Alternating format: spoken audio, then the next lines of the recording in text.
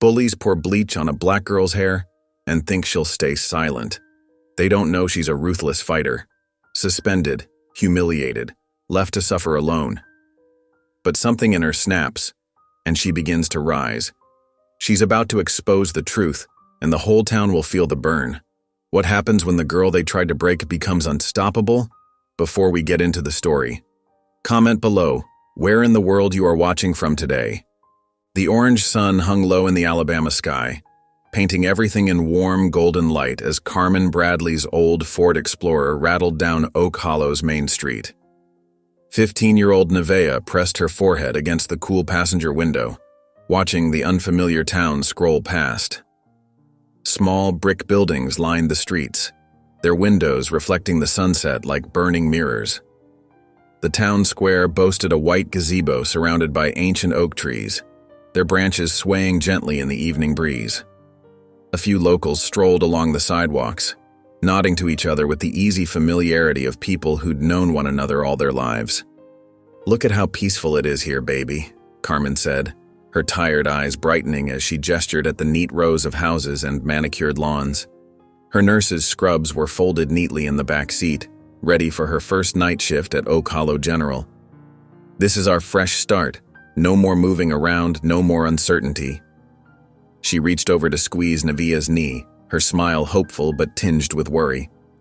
The lines around her eyes deepened as she tried to mask her own exhaustion with optimism. Nevaeh nodded without speaking. She'd heard this promise before, in Detroit, in Cincinnati, in Memphis. Each fresh start had ended the same way, with packed boxes and midnight goodbyes. The pattern was so familiar it felt like a well-rehearsed dance, one Nevaeh had grown tired of performing. She'd stopped counting the schools, the bedrooms, the friends left behind with hasty explanations. The Explorer turned into Whispering Pines apartments, its tires crunching over gravel. The complex was modest, 2-story buildings with faded brick and small concrete balconies. Their unit was on the ground floor, 1B. Carmen parked in front of it, the engine ticking as it cooled. A plastic wind chime hung from the neighbor's porch, tinkling softly in the evening air. Children's bikes were propped against nearby railings, and potted plants dotted several doorsteps. "Home sweet home," Carmen said, forcing cheerfulness into her voice. She grabbed her purse and a box of kitchen supplies, then fumbled with the new key in the lock. The door stuck slightly before swinging open with a creak. She paused in the doorway, taking a deep breath as if gathering courage. Inside, the apartment smelled of fresh paint and carpet cleaner. Boxes were stacked against bare white walls, their contents labeled in Carmen's neat handwriting: kitchen, linens, Nevaeh's books. The living room was empty except for their old couch, its familiar cushions somehow looking smaller in the new space. A single window let in the last rays of sunset, casting long shadows across the beige carpet. The soft hum of the refrigerator was the only sound breaking the silence. Carmen immediately headed for the kitchen, unpacking plates and cups with practiced efficiency. "We'll get the essentials set up tonight," she called out. "The rest can wait till tomorrow."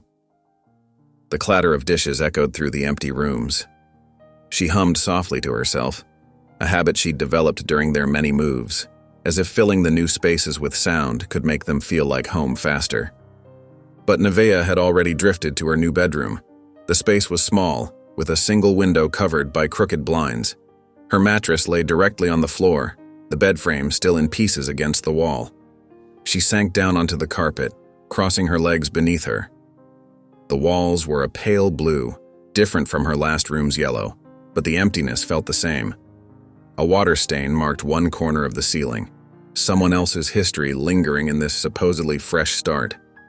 From her backpack, she pulled out her most precious possession, a leather-bound journal, its pages thick with words and memories. The cover was soft from years of handling, the corners worn smooth. Nevaeh opened to a fresh page and began to write, her pen moving swiftly across the paper as she captured her feelings about this latest fresh start. Her words flowed like water, carrying away some of the heaviness in her chest. The journal was the one constant in her life, the one place that always felt like home. Carmen appeared in the doorway, wiping her hands on her jeans. "School starts Monday," she said softly. "Magnolia Crest High. It's supposed to be real good." She paused, watching her daughter write. "Just give it a chance, baby. That's all I'm asking." Her voice carried equal parts hope and pleading. The shadows under her eyes seemed deeper in the fading light. Nevia kept writing, her silence filling the room. Carmen lingered for a moment longer, then turned away, leaving Nevia alone with her thoughts and her words. The sound of more boxes being opened drifted through the thin walls. Later that night, Nevia lay on her mattress, the covers pulled up to her chin. Her journal rested against her chest like a shield. On the floor beside her, a glossy school flyer caught the moonlight. "Welcome to Magnolia Crest High, where tradition meets excellence." She stared at the ceiling, counting the unfamiliar shadows, listening to the strange sounds of her new home. Somewhere in the distance, a dog barked and a car door slammed. New noises to memorize, new rhythms to learn, until the next move. She closed her eyes and tried to imagine putting down roots, but the thought felt as foreign as the town waiting outside her window. The Monday morning sun hadn't yet cleared the horizon when Carmen gently shook Nevia awake. "Time to get up, baby. First day." Her voice was soft but determined, like always. A hint of worry threaded through her words, though she tried to hide it. She hovered by the bedside a moment longer than necessary, watching her daughter's eyes flutter open. In their small kitchen, a simple breakfast waited on the scratched wooden table, 2 pieces of slightly burnt toast and a spotted banana. Carmen had already dressed for her post-breakfast sleep, wearing her worn pink robe over cotton pajamas, the fabric thin from years of washing. Dark circles shadowed her eyes from the overnight shift at the hospital. She watched anxiously as Nevea picked at her food, her own stomach too knotted to eat. "I made sure to wash your favorite jeans," Carmen said, trying to fill the heavy silence that hung between them like a curtain. She fidgeted with a loose thread on her sleeve. Nevia nodded, gathering her thick curls into a bun before pulling up her black hoodie. The familiar fabric felt like armor against the unknown day ahead, soft against her skin but strong enough to hide behind. "Remember what we talked about," Carmen continued, straightening Nevea's backpack straps with nervous hands. Her fingers lingered, reluctant to let go. "Keep your head up, do your work, and stay out of trouble," Nevia finished quietly. "I know, Mama." The words were well worn between them, a mantra repeated in every new town, in every new beginning that never quite felt like a fresh start. The halls of Magnolia Crest High School gleamed under fluorescent lights, the floors so polished Nevea could see her reflection. She kept her earbuds firmly in place, though no music played. It was easier to pretend she couldn't hear the whispers that followed her down the corridor like persistent shadows. Her footsteps echoed against the tile, too loud in her own ears. Groups of students clustered by their lockers, athletes in Letterman jackets, girls in expensive clothes, drama kids with their script books. Nearly every face was white, and every eye seemed to track her movement, even if just for a second before quickly looking away. Her assigned locker was near the science labs, tucked in a corner where the air smelled like chemicals and cleaning solution. The metal felt cold as she spun the combination lock with trembling fingers. First period. "Nevea Bradley?" The teacher squinted at the attendance sheet, pen hovering uncertainly. Second period. "Never Another frown, another moment of being the center of unwanted attention. 23 pairs of eyes turned to stare. Third period. "Is it Neva?" A tilted head, a raised eyebrow, a few snickers from the back row. By English class, her jaw ached from correcting them, the same explanation given over and over until her name felt strange even to her own ears. Mr. Carmichael's classroom had motivational posters and famous quotes covering every wall, faded at the edges from years in the sun. He placed her in the back row, next to a window that overlooked the football field where sprinklers created rainbow mists in the morning light. She traced a finger along the carved initials on her desk, wondering about the students who'd sat there before. "Today we're studying Langston Hughes," Mr. Carmichael announced, his bow tie slightly crooked against his wrinkled shirt collar. He paced the front of the room with enthusiastic steps. Would our new student like to read dreams for us? Nevia's fingers tightened around the textbook. The words swam before her eyes for a moment before settling into familiar shapes. Her heart pounded against her ribs. Her voice started soft but grew stronger with each line.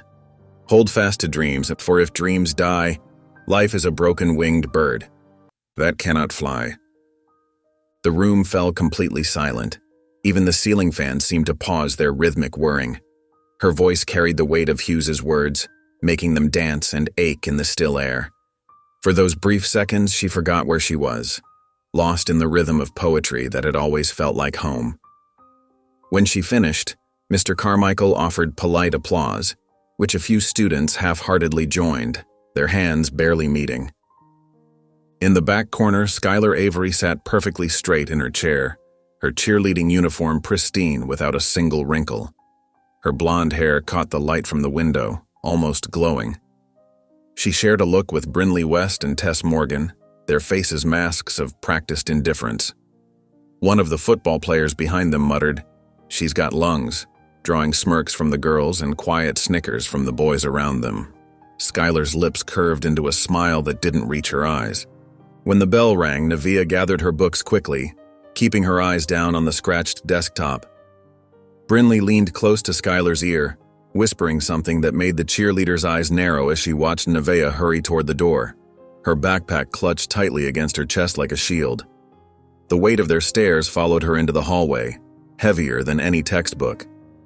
The cafeteria buzzed with typical Monday chaos, plastic trays clattering, hundreds of conversations overlapping, and occasional bursts of teenage laughter.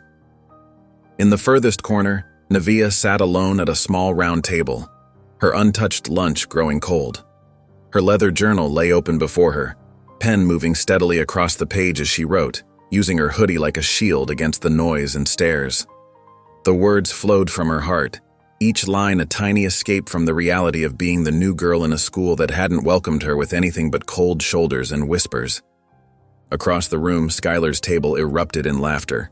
The sound bounced off the walls, sharp and pointed like darts, but Nevea didn't flinch, didn't look up. Her words flowed onto the paper, creating a private world where the cafeteria chaos couldn't touch her. In this sanctuary of ink and paper, she found the peace that Oak Hollow High School had yet to offer her since her first day 3 weeks ago. When the lunch period neared its end, Nevea gathered her things, dumped her full tray in the trash, and headed toward the bathroom.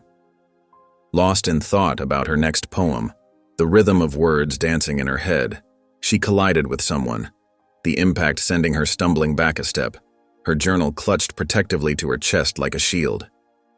"Easy there, child," came a deep, warm voice that reminded Nevea of home. Nevea looked up to find herself face to face with an elderly black woman in a gray custodial uniform. Ms. Loretta Green, according to her name tag, stood straight-backed despite her age, wisdom etched in the lines around her eyes and the silver streaks in her tightly pulled-back hair. Her hands were worn but gentle as she steadied Nevea with a touch that felt like an anchor. Ms. Loretta studied Nevea carefully, recognition flickering across her weathered features. "You got that same fire my daughter had," she said quietly, her voice barely above a whisper but filled with meaning. "Just don't let this place douse it." She glanced around before adding, "Watch your back. This town smiles with its teeth." Her eyes held decades of stories Nevea could only imagine, pain and pride mixed together like old photographs fading at the edges. The warning sent a chill down Nevea's spine, but she managed a small nod. Before she could respond, the sound of approaching voices filled the hallway, echoing against the lockers like thunder before a storm. Skylar and her friends rounded the corner, their designer shoes clicking against the polished floor in perfect rhythm. Jace, Skylar's boyfriend, walked with them, his Letterman jacket marking him as one of Oak Hollow's elite, his easy confidence filling the space around him. As they passed, his eyes lingered on Nevea a moment too long, a curious half-smile playing on his lips that made her stomach tighten. "That new girl's got fire, huh?" Jace said, loud enough for everyone to hear. His tone carried a hint of appreciation that made Skylar's perfectly glossed smile fade like a sunset being swallowed by clouds. The other girls kept walking, but Skylar paused, her eyes fixed on Nevaeh with an intensity that could freeze water. Her manicured fingers tightened around the strap of her designer purse until her knuckles turned white. "She thinks she's someone," Skylar muttered to Brinley, her voice sharp with displeasure and something darker. "Let's fix that." The words carried a promise that made the hallway suddenly feel colder, darker despite the afternoon sun streaming through the windows, casting long shadows that seemed to reach for Nevaeh like grasping fingers. The kitchen light cast a warm glow as Carmen stood at the sink, soap bubbles up to her elbows while she scrubbed dinner dishes. Nevaeh sat cross-legged on their worn beige couch, scrolling through her phone when the email notification popped up. "Spirit Week starts tomorrow," she said quietly, more to herself than her mother. "It's Decade Day." Carmen's hands slowed their washing. "Which decade?" she asked, glancing over her shoulder with interest, a rare spark of curiosity lighting up her tired eyes. "Any decade we want." Nevaeh's voice carried a hint of uncertainty as she scrolled through the details of the announcement, her thumb hovering over the screen. "Child, let me tell you about the 70s, Carmen said, drying her hands on a faded dish towel. Her eyes lit up with memories as she sat beside Nevaeh, the couch cushion dipping under her weight. Now that was a time. We wore our hair big and proud, beautiful afros reaching toward the sky, bell-bottoms swishing when we walked. And the power fist? She raised her fist with a smile, her fingers curled tight with conviction. That meant something. Still does. Nevaeh sat up straighter, curiosity replacing her usual guardedness. What was it like? Really like? She set her phone down on the coffee table, giving her mother her full attention, drawn in by this unexpected glimpse into the past. It was scary sometimes, but powerful too. Black women weren't trying to fit in anymore. We were done being invisible. Carmen's voice grew stronger with pride, the lines around her eyes softening with nostalgia. Angela Davis, Nina Simone, they showed us how to stand tall, how to take up space in a world that wanted us small. We had a voice, and we weren't afraid to use it. In her bedroom, Nevaeh dug through moving boxes and closet corners, pulling out pieces that might work. Wide-leg jeans she could modify, her aunt's vintage-looking blouse with embroidered flowers along the collar, and some chunky platform sandals from last summer. She laid them on her bed, studying the combination, imagining how they might transform her into someone bold and unafraid. Her fingers reached up to touch her hair, currently pulled back tight and hidden under her hoodie. She hadn't worn it natural to school since she couldn't remember when. Standing before her mirror, Nevaeh slowly pulled off her hood. Her compressed curls sprang free in places, begging to be released from their confinement, like tiny birds testing their wings. Carmen appeared in the doorway, watching silently as Nevaeh began working her fingers through her hair, section by section. Angela Davis didn't shrink, Carmen said softly, leaning against the doorframe, arms crossed over her chest. Why should you? Nevaeh's hands trembled slightly as she continued detangling, watching her hair expand with each freed section. She picked up her phone, searching for images and videos of 70s activists, women who stood proud and loud and free. Their confidence flowed through the screen, touching something deep inside her that had been dormant for too long. In the mirror, her reflection grew bigger, stronger, more present with each passing minute. Her heart raced with equal parts excitement and fear as her true self emerged. Curl by beautiful curl. She looked different. Raw. Real. Nervous, yes, but somehow more herself than she'd been in a long time. The girl in the mirror stared back with eyes that held both vulnerability and a newfound determination. Tomorrow would be a test. But tonight, in this quiet moment of transformation, she felt a strange new power taking root. The morning sunlight streamed through the kitchen window, painting golden squares on their small breakfast table. Carmen stood by the counter, coffee mug halfway to her lips, when Nevaeh emerged from her bedroom. The transformation took Carmen's breath away. Nevaeh's natural curls formed a magnificent crown around her face, each coil catching the light like a halo. Her bell-bottom jeans swished as she walked, and the vintage-inspired blouse with its bold patterns complemented her skin tone perfectly. Platform shoes added an extra inch to her height, making her stand just a bit taller than usual. The confidence in her posture was subtle but unmistakable, like a flower finally deciding to bloom after a long winter.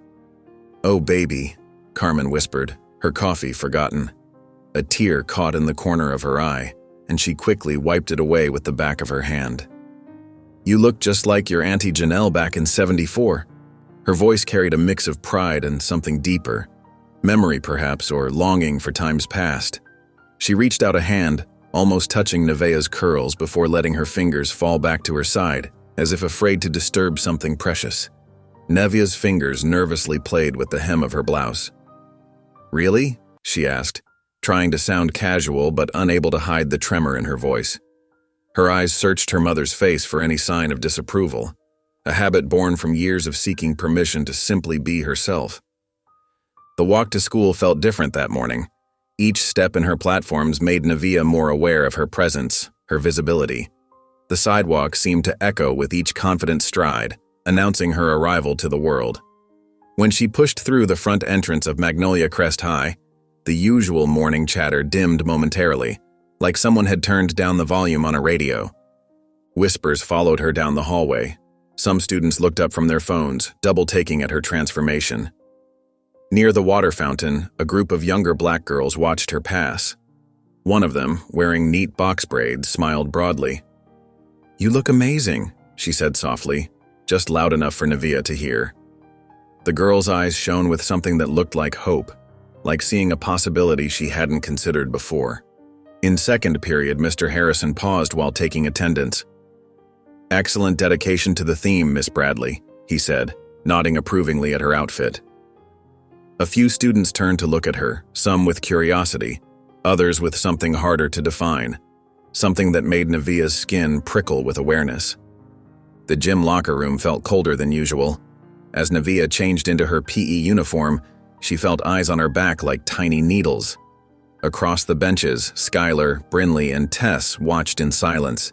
Skylar's manicured fingers tapped slowly against her phone, her expression unreadable but somehow threatening. Brinley whispered something to Tess, who smirked but kept her eyes fixed on Nevaeh. The tension in the air was thick enough to touch, heavy with unspoken hostility. After gym class, Nevaeh approached her locker, still slightly damp from the quick shower she'd taken. Her skin tingled with unease, a sixth sense warning her that something wasn't right. As she pulled the metal door open, something fluttered to the floor. A flesh-toned wig cap landed at her feet, along with a folded piece of paper. Her heart pounding against her ribs, she picked up the note and read the words written in perfect cursive. "Keep it covered, Jungle Queen." Nevaeh's fingers trembled slightly, but her face remained composed, a mask she'd perfected over years of hiding her feelings. Without hesitation, she crumpled both items and dropped them in a nearby trash can. The bell rang, signaling the end of the day. She walked home alone, her curls still loose and proud in the afternoon sun, her steps steady, but her jaw remained clenched tight. Inside her chest, something burned. Not just anger, but a fierce determination that surprised even her. This wasn't over, not by a long shot. The afternoon sun slanted through the high windows, casting long shadows in the empty hallway. Nevaeh's footsteps echoed against the polished floors as she made her way toward the gym, bathroom pass clutched tightly in her trembling hand. Her natural curls bounced with each step, still proud despite the morning's cruel note that had been slipped into her locker, another reminder that she didn't belong. The words from that note still burned in her mind, each letter like a tiny knife against her confidence. The corridor seemed unusually quiet, too quiet, the kind of stillness that warns of danger, like the heavy air before a storm breaks. As she rounded the corner near the girls' locker room, rough hands suddenly grabbed her from behind. Her heart lurched violently in her chest as Brinley and Tess seized her arms, their fingers digging into her skin like talons. Before she could scream, they dragged her through the heavy door, her heels scraping helplessly against the floor, leaving desperate marks on the polished surface. The locker room smelled of cheap perfume, chlorine, and something else. Malice. Metal doors clanged as Nevaeh struggled against their iron grip. Her feet scraped frantically against the tile floor, leaving black marks from her platform shoes as she fought to break free. The fluorescent lights buzzed overhead, harsh and unforgiving, witnesses to what was about to unfold. Each flicker seemed to mock her fear. "Let me go."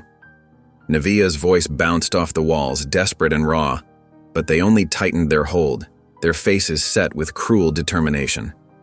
Their laughter cut through her pleas like scissors through paper. From behind a row of lockers, Skylar emerged like a predator from the shadows, her smile sharp and dangerous. In her perfectly manicured hand, she gripped a bottle of industrial bleach, the pungent chemical smell making Nevaeh's nose burn and her stomach clench with fear. Skylar's eyes gleamed with cruel satisfaction, like she'd been waiting for this moment, planning it down to the last terrible detail. "You think this is power?" Skylar snarled, gesturing to Nevaeh's natural hair with contempt dripping from every word. "Let's wash it out. Let's see what you look like without your precious crown." Her voice carried the weight of privilege, of someone who had never been questioned or challenged. They forced Nevaeh onto her knees, her cheek pressed against the cold floor. She thrashed wildly, fighting with everything she had, but Brinley and Tess held firm, laughing as she struggled. Skylar uncapped the bottle with a deliberate twist, and the sharp bleach fumes made Nevaeh's eyes water and her throat close up in panic. Time seemed to slow, stretching each second into an eternity of dread. The first splash hit like liquid fire against her scalp. Nevaeh screamed as the chemicals seared through her hair and skin, the pain immediate and intense, radiating through her entire body. The bleach ran down her face into her eyes, burning everywhere it touched. Their laughter echoed off the walls, mixing with her cries of agony, a terrible symphony of cruelty that seemed to grow louder with each passing moment. Something snapped inside Nevaeh. Pure instinct took over where fear had reigned. With a surge of desperate strength she didn't know she possessed, she twisted violently, grabbing Brinley's arm. In one fluid motion, she yanked hard, channeling all her pain and rage, sending the other girl crashing into the metal lockers with a resounding bang that silenced the room. The sudden quiet felt almost as shocking as the violence. Unknown to them all, a freshman girl cowered in the back stall, her phone recording through a crack in the door.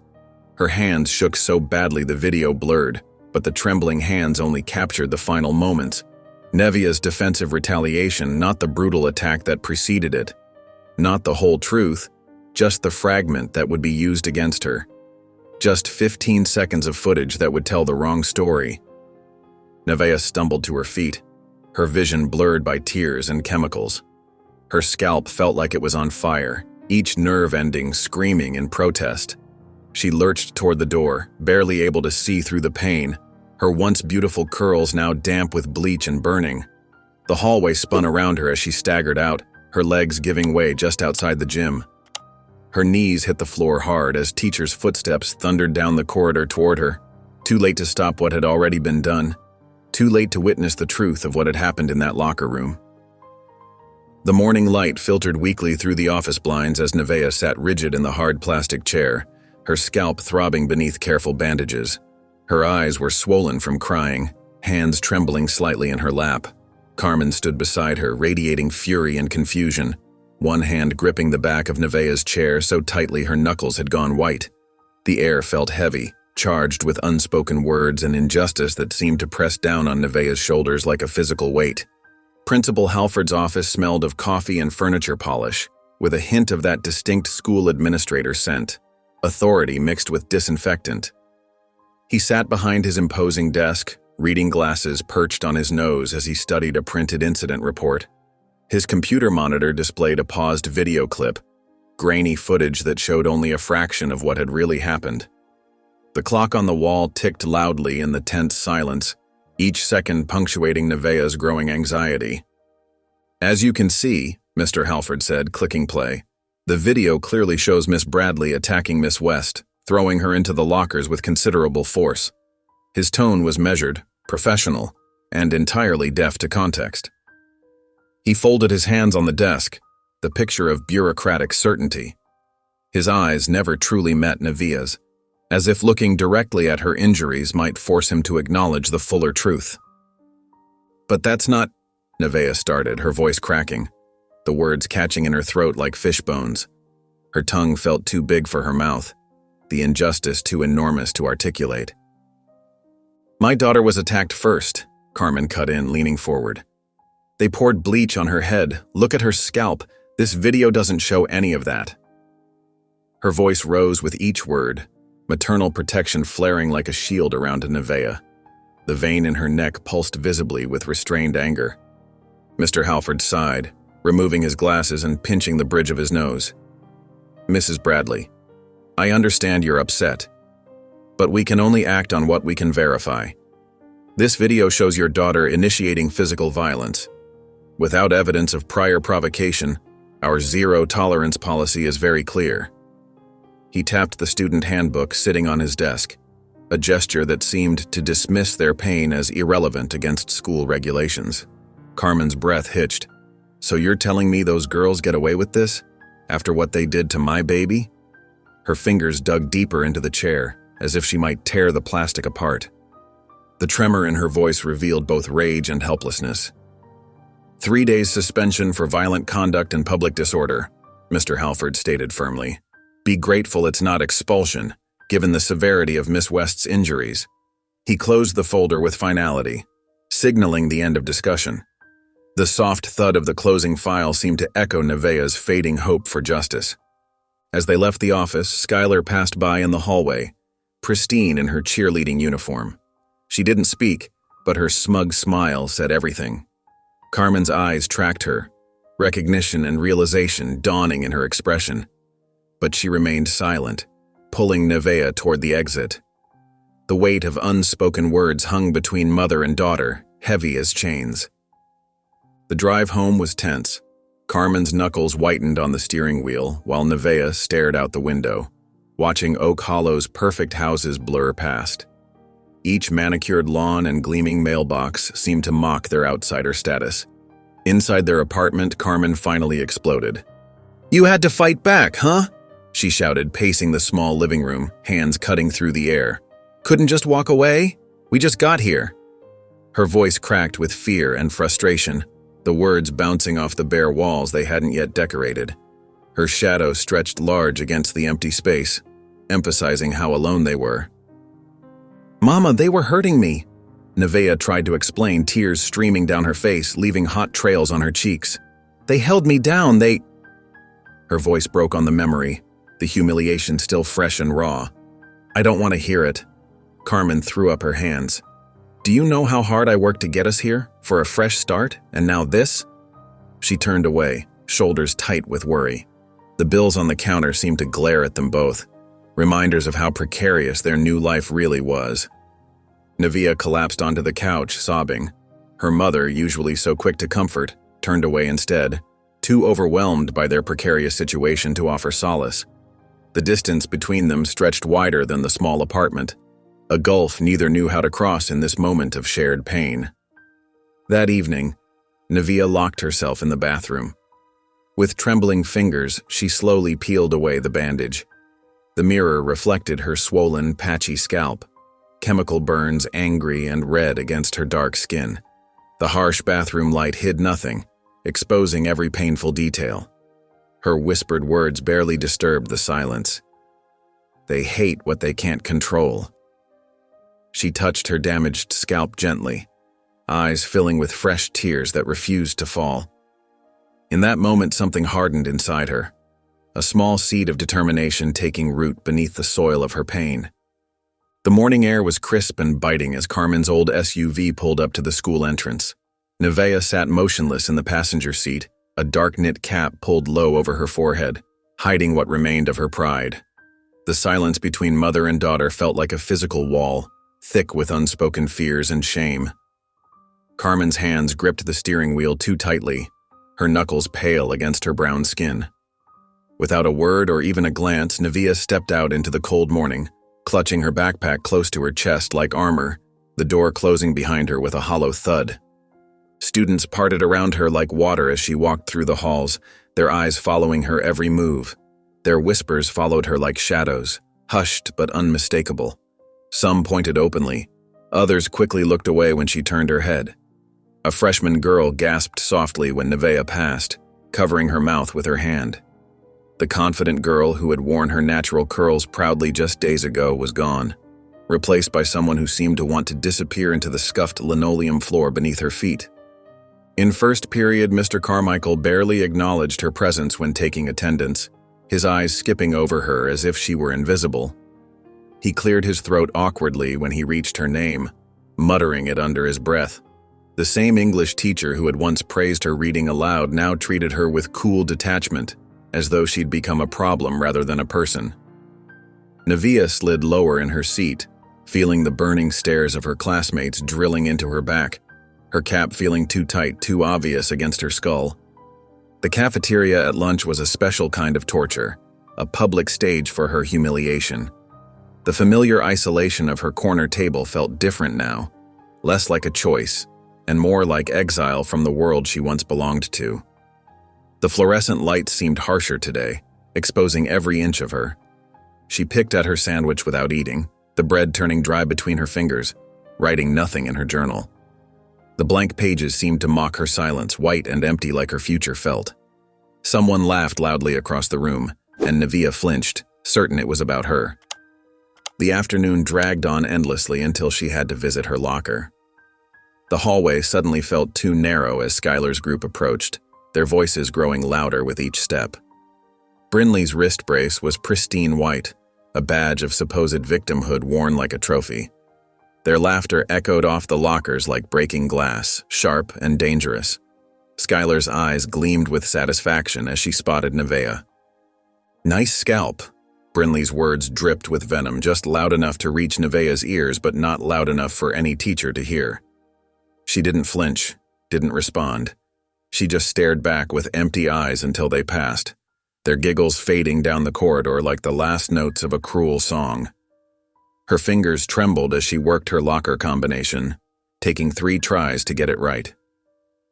The apartment was dark when she got home, cold and unwelcoming. The empty rooms echoed with her solitary footsteps. Hours later, she heard Carmen's key in the lock, the familiar sound that once meant safety, the rustle of a takeout bag, plastic crinkling in the kitchen, footsteps moving past her closed door without pausing, not even slowing down, the click of her mother's bedroom door shutting, final as a period at the end of a sentence. The distance between them felt vast and growing, an ocean of hurt neither knew how to cross. No goodnight, no checking in, just the muffled sound of Carmen's television seeping through the wall like a reminder of life continuing without her. Nevea lay rigid in her bed, still wearing the cap that covered her healing wounds, afraid to look at herself in the mirror. A tear escaped down her cheek, then another, but she made no sound.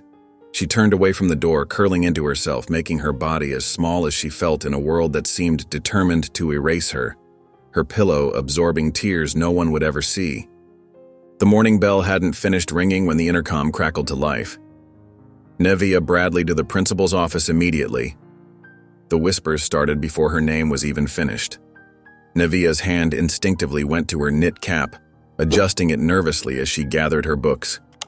Her stomach twisted into a tight knot of dread, acid rising in her throat. The walk to the office felt endless. Each step on the polished floor echoed through the empty hallway, like a countdown to something terrible. The fluorescent lights seemed to buzz louder with each passing second. Inside, Mr. Halford sat behind his massive oak desk, his expression stern and unmoved, hands folded precisely in front of him, like a man who'd never known uncertainty. "Miss Bradley, we've implemented a new dress code policy," he began, sliding a printed memo across his desk with manicured fingers. "All head coverings are now prohibited on school grounds. This includes hats, scarves, and caps." His voice carried no warmth, just cold authority that filled the room like a winter draft. Nevea's heart pounded against her ribs like a trapped bird. "But sir, my scalp, it's still healing. I have burns." Her voice sounded small even to her own ears, barely audible above the thundering pulse in her temples. "Unless you have official medical documentation on file, I cannot make exceptions," he cut her off sharply, not even bothering to look up from his papers. "Remove the cap now, or you'll face additional disciplinary action." The clock on the wall ticked loudly, marking each second of her humiliation. Her fingers trembled as they reached for the edge of her cap. The fabric caught slightly on the rough patches of her healing scalp as she pulled it off. The cool air hit her exposed skin, making her wince. Shame washed over her in a suffocating wave, hot and heavy like a wool blanket in summer. The hallway had filled with students between classes when she stepped out of the office. The chatter died immediately, like someone had hit a mute button. Dozens of eyes fixed on her damaged scalp. Some areas still raw and pink, others patchy where the bleach had burned through. A freshman girl gasped audibly, her hand flying to cover her mouth, eyes wide with shock. Near the water fountain, Skylar leaned against the wall, a satisfied smirk playing across her face. She whispered something to Brinley, and both girls snickered, not even trying to hide their delight at Nevia's humiliation. The light caught Skylar's perfect hair, making it shine like she'd stepped from a shampoo commercial. Nevia forced herself to walk steadily to her locker, though each step felt like walking through quicksand. The whispers followed her like shadows, growing louder with each passing second. Oh my God, look at her head. What happened to her? Gross. Some students quickly looked away when she passed, as if her injuries were contagious. Others stared openly, phones partially raised as if hoping to catch a photo without being obvious. The hallway seemed to stretch forever, a gauntlet of judgment she couldn't escape, the ceiling lights harsh against her exposed scalp. At her locker, Nevea's fingers shook so badly she had to try the combination twice. Her reflection in the small magnetic mirror showed exactly what everyone was staring at, the physical proof of their cruelty, now impossible to hide. The girl in the mirror looked broken, vulnerable, with eyes that held too much pain for someone so young. Back in class, she slid into her seat, fighting the hot tears that threatened to spill over. Under the desk, her hands balled into tight fists, knuckles white with tension. The teacher's voice faded to background noise as blood rushed in her ears. Her lips moved silently, forming words only she could hear. I won't disappear. The promise felt like the only thing keeping her upright, a tiny flame of defiance in an ocean of shame. The hallway light cast a thin yellow beam across the carpet as Nevia trudged through their apartment door. Her scalp still throbbed, but the physical pain wasn't what weighed heaviest. The ache of humiliation had settled deeper, like a stone in her chest that made each breath an effort. She dropped her backpack by the kitchen counter, the soft thud echoing in the quiet space, hearing her mother's muffled voice from down the hall. I don't know what to do with her anymore, Mama. Carmen's voice cracked with frustration. She's shutting down, won't talk to me, barely eats. I'm worried sick about her. Ever since we moved here, it's like she's disappearing right before my eyes. Nevia's throat tightened as the familiar words washed over her. This wasn't the first time she'd heard her mother's worried whispers. She slipped past her mother's partially open door, catching a glimpse of Carmen pacing, phone pressed to her ear, free hand gesturing in the air as if her grandmother could see her distress. The familiar sight of her mother seeking comfort from Grandma twisted something inside her chest.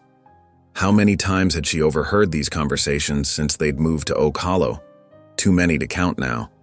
Each one a reminder of how much had changed, how far they'd fallen from the life they once knew.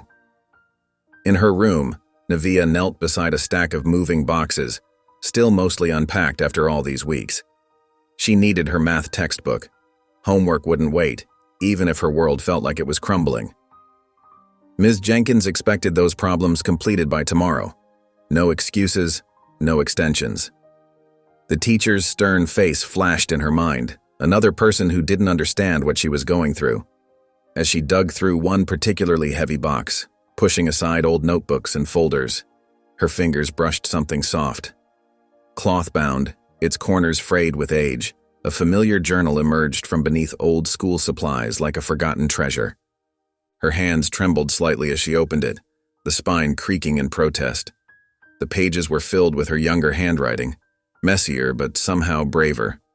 Poems from when she was 10 years old spilled across the yellowed paper, honest and unfiltered. Before the moves, before the fear, before anyone tried to dim her light. Back when her smile came easily and her words flowed freely, when the world still felt safe. When she could walk down a hallway without feeling eyes burning into her back, judging her every move, her every curl. Her eyes caught on one particular entry, the words still bold despite the faded ink. My hair is mine, my crown, my roar. Neva traced the words with her fingertip, remembering the fierce pride she'd felt writing them, sitting cross-legged on her bedroom floor in Detroit. That little girl hadn't known what was coming, but she'd known who she was. The realization hit her like a physical force. That girl was still inside her, buried but not gone, waiting to be rediscovered. Somewhere beneath the layers of hurt and fear, that brave 10-year-old was still fighting to be heard. Her hand reached for a pen before her mind could catch up. Flipping to the first blank page, words poured out of her like water breaking through a dam. They tried to poison me, but they didn't know I was already fire. The pen moved faster, tears spotting the page but not stopping her flow of words. Each line felt like reclaiming a piece of herself, like building armor from the inside out. Her scalp might be scarred, but her voice, her real voice, was untouched. With each verse, she felt something awakening, a strength she'd forgotten she possessed, dormant, but never truly lost. The words came faster now, urgent and raw, each one a small act of rebellion against what had been done to her. Hours passed as she wrote, the math book forgotten beneath scattered papers. The room grew dark around her, but she barely noticed, lost in the rhythm of her own creation. Her hand cramped, but she couldn't stop, wouldn't stop. This was the most alive she'd felt in months. Eventually, exhaustion won out. Nevia drifted off to sleep with the journal clutched to her chest, that defiant line still visible on the open page. They tried to poison me. In her dreams, she was both the wounded girl and the warrior rising, broken and healing all at once, her words becoming the bridge between who she had been and who she might become. Monday morning brought a crisp autumn chill to Oak Hollow. Red and gold leaves skittered across the sidewalk as Nevia stood at her locker, her scalp still tender and patchy from the bleach attack, but she refused to hide it anymore. Her journal, worn and filled with weekend writings, sat safely in her backpack like armor against the day ahead. Students whispered as they passed, their eyes darting to her damaged hair before quickly looking away. A few freshman girls huddled together, their hushed voices carrying fragments of gossip. But something had shifted in Nevea's stance. Her shoulders were squared, her chin lifted. The weekend of writing had awakened something inside her that couldn't be bleached away, something that felt like the first spark of dawn after a long night.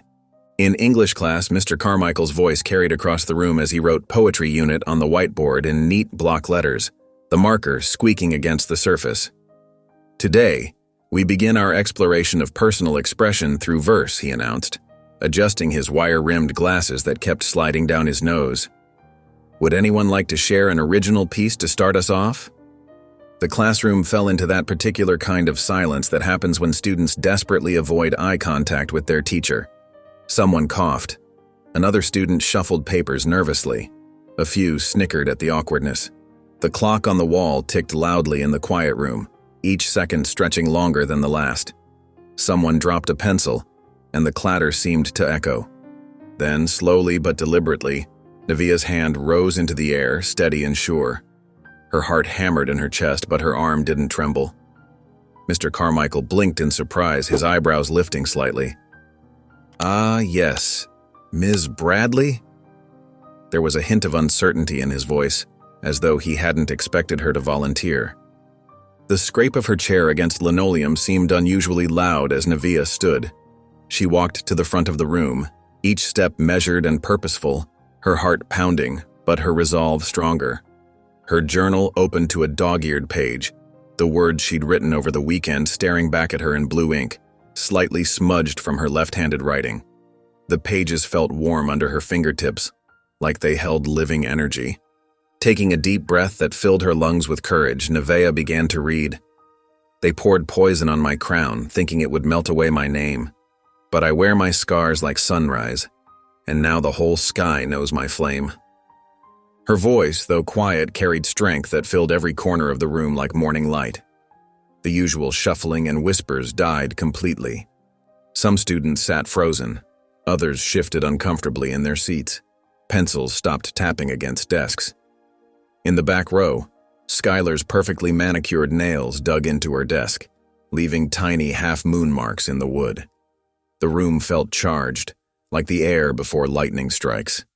Mr. Carmichael stood awkwardly by his podium, his expression caught between admiration and concern, his hands fidgeting with his glasses. When Nevaeh finished, the silence felt heavy with unspoken understanding. Everyone knew exactly what her poem meant, and who it was about. The truth of it hung in the air like thunder before a storm. "Thank you," Mr. Carmichael said quickly, clearing his throat. "Please take your seat." His voice cracked slightly, betraying his emotion. As Nevaeh walked back to her desk, she noticed different looks from her classmates. Some seemed thoughtful, others appeared shocked, and a few even showed hints of respect. Marcus Thompson gave her a slight nod, while Katie Chen actually smiled. A boy in the front row stared at his desk, his face flushed with what might have been shame. But from the back of the room, Skylar's voice sliced through the moment like a knife. "So dramatic." The tension broke as the class collectively exhaled, returning to their normal dynamics. A few nervous laughs scattered through the room. Nevaeh kept her eyes forward, her expression unchanged, her spine straight. She had said what needed to be said, and the words couldn't be taken back now. They lived in the air, in the minds of her classmates, and most importantly, in her own heart. For the first time in days, she felt something close to peace. Tuesday morning arrived with a heavy gray sky hanging over Magnolia Crest High. The hallways buzzed with pre-homeroom chatter as Nevaeh approached her locker, her fingers automatically spinning the combination she'd memorized. The metal door creaked open, and a white paper rectangle fluttered to the floor like a dying moth. Nevaeh's heart skipped as she bent to retrieve it. The paper felt expensive, thick, the kind used in the art room for special projects. Her hands trembled slightly as she unfolded it, revealing neat handwriting in black ink. "Nobody wants your sob story, you're not Rosa Parks, shut up." The words hit her like a physical blow, but it was what she discovered taped to the back that made her blood run cold. A razor blade, sharp and gleaming under the fluorescent lights. Her throat went dry as she carefully separated the blade from the paper, being sure not to cut herself. A chill ran down her spine as she realized someone had touched this blade, taped it there, all with the intention of hurting her. The message was clear.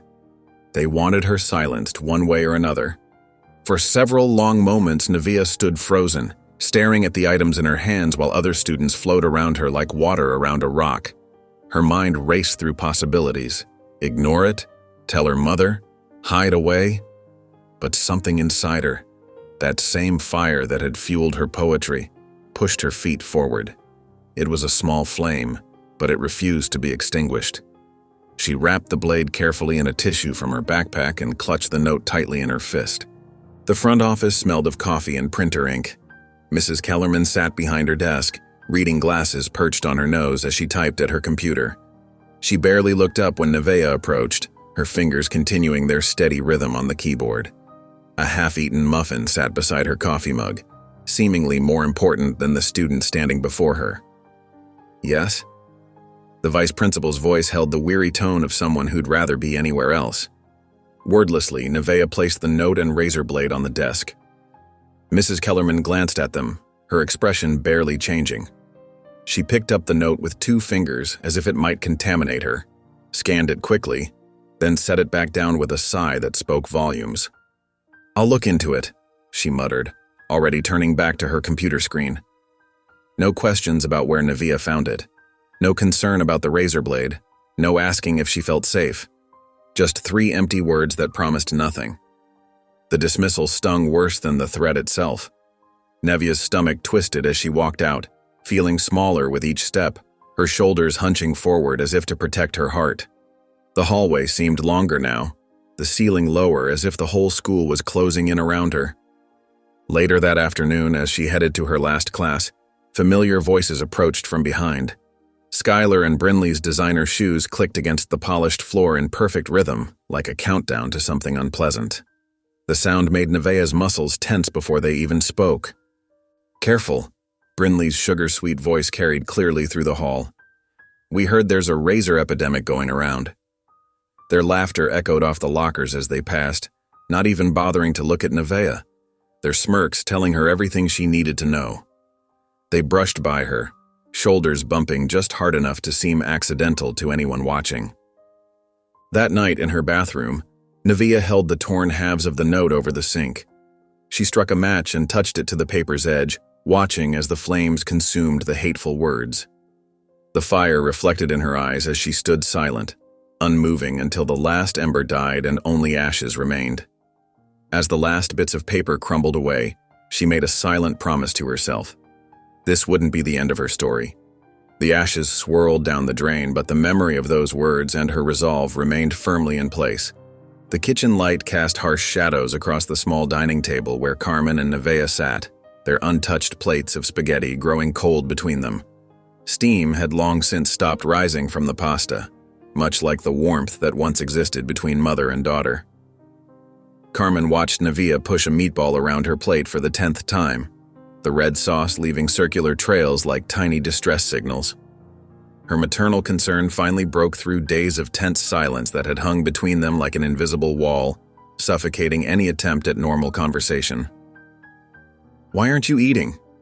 Carmen's voice was soft but strained, like a rubber band about to snap. Her fingers tapped nervously against her water glass, creating tiny ripples that matched her internal unease.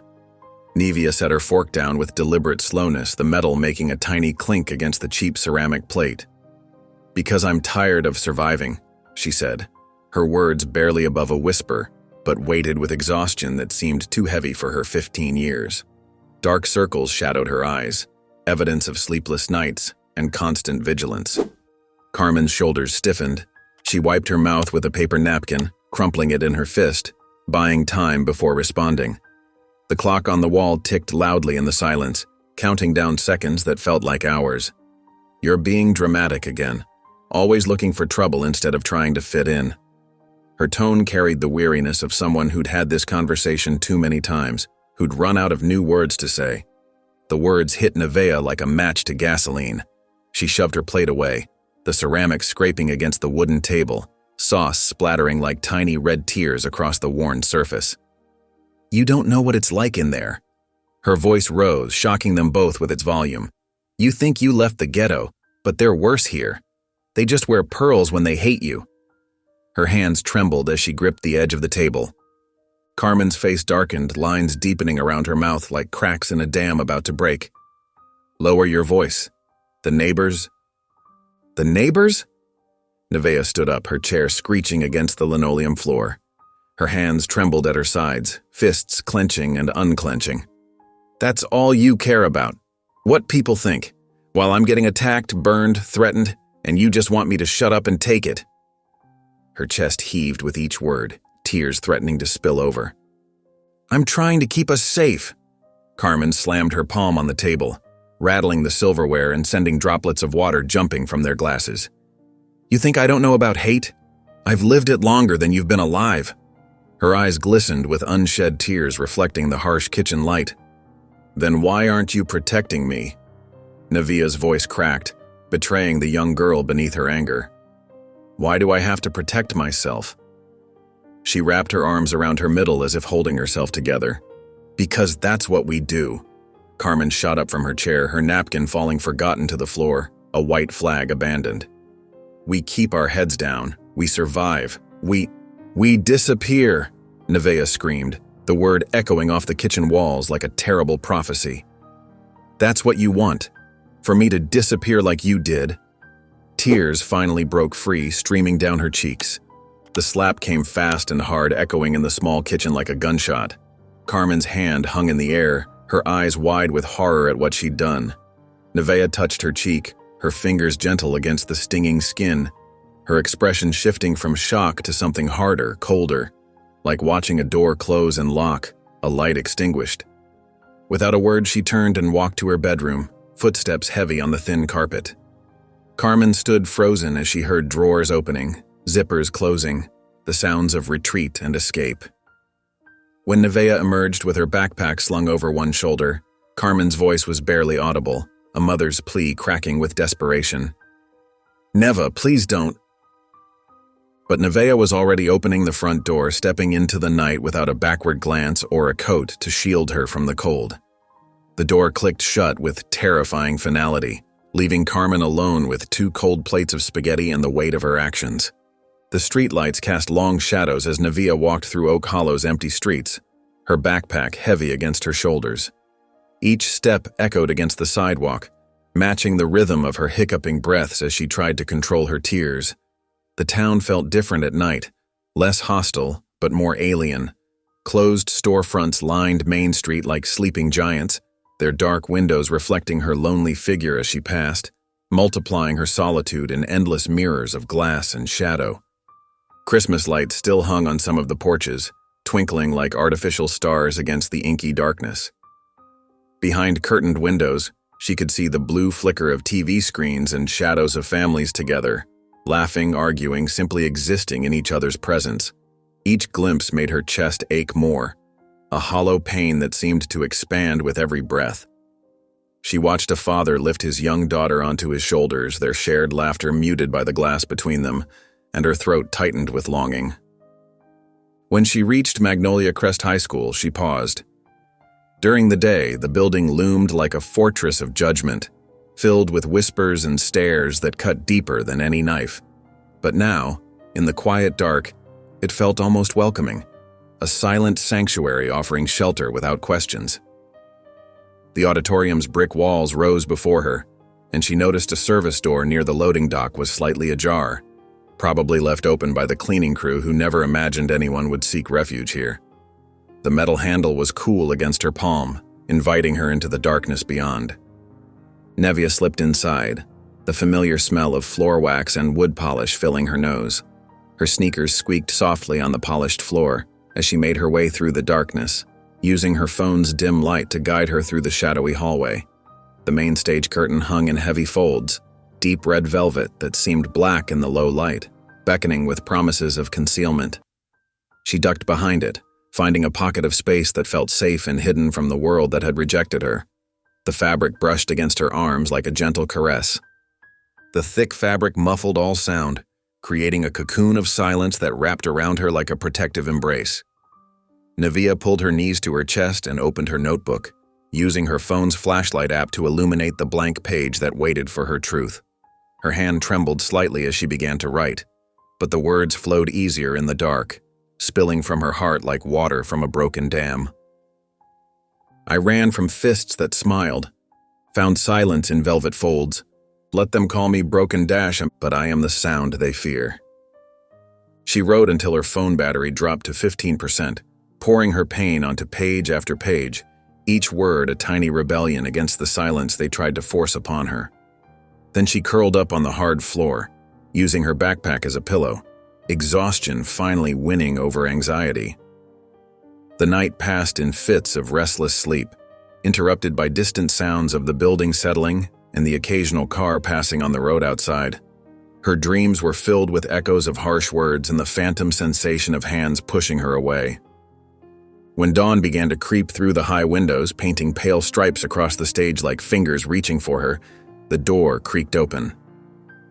Nevaeh's body tensed, ready to run or explain or beg. She wasn't sure which. But it was just Ms. Loretta, the custodian, her work boots silent on the stage floor as she took in the scene. The crumpled girl, the open notebook, the exhaustion written across her face like a confession. The morning light caught the silver in her hair, creating a halo effect that made her seem almost angelic. Instead of anger or judgment, Ms. Loretta's weathered face showed only understanding, the kind that comes from living through storms of her own. Her eyes held the wisdom of countless dawn encounters with lost souls seeking shelter in forgotten corners. "There's coffee in the break room," she said simply, her voice gentle but matter-of-fact. "If you want it." Then she turned and walked away, her keys jingling softly at her hip, leaving Nevaeh with the unexpected gift of dignity. The sound of those keys echoed through the auditorium like wind chimes, a reminder that sometimes salvation comes in the simplest of gestures. The afternoon sun filtered through the classroom windows as Nevaeh sat quietly at her desk, dark circles under her eyes betraying her sleepless night. Her notebook lay open, but her usual flowing handwriting was slightly shaky today, the letters wobbling across the page like uncertain footsteps. She'd managed to wash up in the school bathroom that morning, smoothing her uniform and splashing cold water on her face, trying to look presentable despite her exhaustion. The cold water had shocked her system awake, but only temporarily. Her reflection in the mirror had stared back with tired eyes that seemed older than 15. Throughout the day, she moved between classes like a shadow, speaking only when directly addressed by teachers. Her responses came out soft and measured, just enough to avoid unwanted attention. In chemistry, she caught herself nodding off twice, her head dipping forward before she jerked upright, but forced her eyes to stay open, determined not to draw attention. She pinched her wrist under the desk, using the small pane to stay alert. The familiar weight of stares from Skylar's group felt distant today, like background noise she was too tired to process, a dull ache rather than the sharp pain they usually caused. Even when Skylar whispered something that made her friends giggle, Nevaeh barely registered it. During passing periods, she glimpsed Ms. Loretta mopping near the water fountain, her weathered hands gripping the mop handle with practiced ease. Their eyes met briefly, and the older woman gave her a subtle nod, not quite a smile, but an acknowledgement that carried weight, a silent message that seemed to say, "Keep going." Nevaeh straightened her shoulders slightly, drawing strength from that simple gesture, feeling a tiny spark of warmth in her chest. Sometimes the smallest kindnesses felt like lifelines when you were drowning. When the final bell rang, Nevaeh couldn't face going home yet. The thought of those empty rooms made her shoulders slump. The autumn air had turned crisp, leaves crunching beneath her feet as she walked, and she found herself pushing open the door to the Daily Grind, a small coffee shop on Main Street.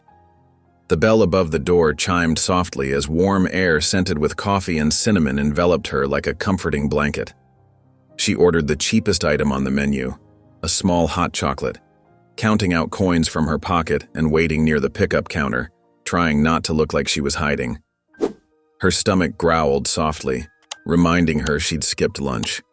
While standing there, her eyes wandered to a cork bulletin board crowded with local flyers. Among advertisements for yard sales and piano lessons, a bright purple flyer stood out, practically glowing against the faded papers around it. "Student Talent Night," it proclaimed in bold letters. "This Friday, 7 p.m., Downtown Theater. Sign up open to all." Below were tear-off tabs with contact information, several already missing. Something about those bold letters seemed to call directly to her. Nevaeh's heart began to pound, a rhythm that echoed in her ears. Her fingers traced the edge of one of the tabs, hesitating, pulling back, then reaching again. The barista called out her drink order, momentarily breaking her trance. She grabbed her hot chocolate with one hand and quickly tore off a tab with the other, stuffing it into her jacket pocket before she could second-guess herself, the paper crumpling in her tight grip. The warmth of the cup against her palm felt reassuring, grounding her to the moment. Later that night, sitting cross-legged on her bed, Nevaeh pulled out her phone and the crumpled paper, smoothing it carefully against her knee. Her fingers hovered over the keyboard as she composed a message to the contact number, deleting and retyping several times. When prompted for a performer name, a small smile tugged at her lips, the first genuine one all day. Without hesitation, she typed N.Flame. The name felt right, like a secret identity waiting to be revealed. The confirmation message came almost immediately, her phone lighting up with the words, "You're in." She was officially registered for Friday night. Nevaeh reached for her notebook and a freshly sharpened pencil, ready to begin crafting something new, something that burned inside her, waiting to be released. For the first time in weeks, exhaustion took a back seat to a tiny flicker of hope. The downtown community theater buzzed with nervous energy as Nevaeh stood in the shadows backstage, her hands trembling slightly as she gripped her worn notebook. The small venue, with its faded red curtains and creaky wooden floors, felt both intimidating and oddly comforting. Through a gap in the curtain, she could see about 50 people scattered throughout the seats, parents chatting in low voices, teenagers sprawled across chairs, younger siblings fidgeting with programs. The scent of dust and ancient wood polish filled her nostrils, a reminder of all the performances these walls had witnessed over decades of community talent. On stage, a girl in a sparkly dress finished her rendition of a pop song. Polite applause followed, echoing through the modest space. Next came a boy with a guitar, his fingers dancing nervously across the strings as he hunched over his instrument. Then a dance duo in matching outfits who moved with practiced precision across the worn floorboards. Nevaeh watched them all, her heart hammering against her ribs like a trapped bird seeking escape. She touched her exposed scalp self-consciously. The patches were still visible, still tender to the touch, but she refused to hide them tonight beneath hats or scarves.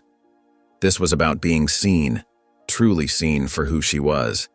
The stage manager, a college student with a clipboard and a kind smile that reached her eyes, gave her a 5-minute warning with a gentle tap on the shoulder. Nevaeh retreated to a quiet corner behind a stack of folding chairs and opened her notebook, mouthing the words she'd memorized over the past 3 days. Each line felt like fire in her mouth, truth she couldn't swallow anymore, no matter how much it burned. The words had been born from her pain, scribbled late at night when sleep wouldn't come, but on stage, they would become something else, something powerful beyond her own healing. Next up, the host's voice boomed through the speakers, filling every corner of the theater with anticipation. Performing an original poem, En Flame. The spotlight felt hot and harsh as Nevaeh stepped onto the stage. Her sneakers made soft sounds against the wooden floor as she approached the microphone, each step carrying her closer to a moment she couldn't take back. The audience's whispers grew louder, then hushed as they noticed her scarred scalp under the bright lights. She adjusted the mic with shaking hands and unfolded her paper, the familiar creases giving her comfort like an old friend's embrace. Taking a deep breath that filled her lungs completely, Nevaeh began to speak. Her voice, though quiet at first, grew stronger with each word. Burned, but not broken. Scarred, but never silent. The words flowed from her like water breaking through a dam, unstoppable and cleansing every dark corner of her soul. They poured bleach on my truth, but now I speak it brighter than their lies. The theater fell completely silent. Every eye was fixed on her, every breath held in collective wonder. Not a cough, not a whisper, not a rustle of paper disturbed the moment. As she spoke the final line, her voice rang clear and strong through the space, reaching even the farthest seats where strangers leaned forward to catch every syllable. For a moment, no one moved, as if the audience was collectively processing what they'd just witnessed in this humble community theater. Then the applause started, scattered at first like raindrops, then building to a roar that seemed too big for the small theater, bouncing off walls and ceiling. Phone screens lit up throughout the audience as people began recording, capturing her words to share beyond these walls and into the wider world. Someone near the front shouted, "You're incredible!" More voices joined in with whoops and cheers, a chorus of support washing over her like a healing balm. As Nevaeh stepped back from the microphone, a girl in the front row with braids similar to how Nevaeh's hair once was wiped tears from her eyes, nodding as if to say, "I understand everything you didn't say." Walking off stage, her legs still shaking beneath her, someone touched her arm gently. A voice whispered close to her ear, "That was the realest thing I've heard all year. Thank you for that gift." For the first time since the attack, since the suspension, since the night she ran away from home with nowhere to go, Nevaeh smiled. It was small, just a slight upward curve of her lips, but it was real, a crack of light breaking through the darkness that had surrounded her for so long. Saturday morning sunlight filtered through Nevaeh's thin curtains as her phone buzzed repeatedly on her nightstand. She blinked awake, reaching for it groggily. Her eyes widened at the flood of notifications. 14 missed alerts, all from social media apps she rarely used. The screen glowed bright against her sleepy face, demanding attention she wasn't prepared to give so early on a weekend when all she'd planned was catching up on sleep and maybe sketching a little in the afternoon quiet. Her heart stopped when she saw the TikTok notification. "Your video has been mentioned in 27 comments." What video? She clicked through and there it was. Her performance from the night before, captured from someone's phone in the middle rows. The caption read, "This brave girl speaking truth at our local talent show. Poetry, TikTok, sheer black girl magic, viral. Nevia sat up straight in bed, her hands shaking as she watched herself on screen. The lighting was dim, but you could clearly see her scarred scalp, her determined stance, hear every word of her poem crystal clear through the theater's sound system. Her own voice, stronger than she remembered, flowed through the tiny speaker.